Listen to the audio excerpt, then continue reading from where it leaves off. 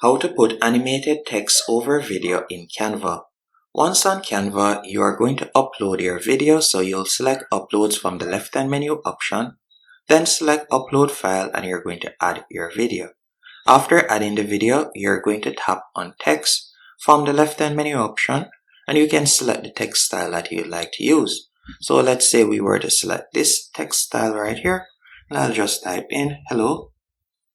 And you can choose where you would like the text to appear by simply pulling along the slider, which is the purple box right here.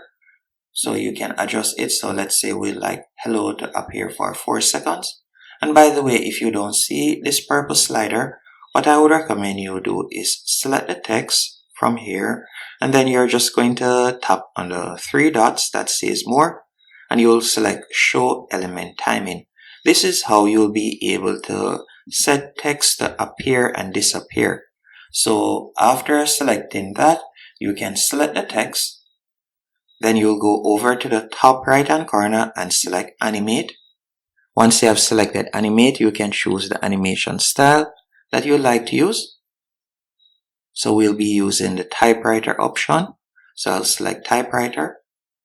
After doing that, I'm going to be adding one more text box. So I'll tap on text again, then tap on add heading, and I'm going to make this appear right here after saying hello. And you can type out the text that you want to add, and you can also adjust the duration. So for example, it will appear for 5 seconds, so you can pull along the cursor to adjust it. Once we're finished, we can also animate this text also by tapping on animate once more from the top right hand corner. And we're also going to use the typewriter option. After doing that, if we were to play the video, you can see how it looks.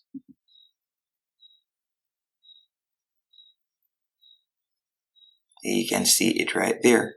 Once you're finished, all you need to do now is select share in the top right hand corner, then tap on download, and you want to ensure that you have selected MP4 video, and you will select download to download it.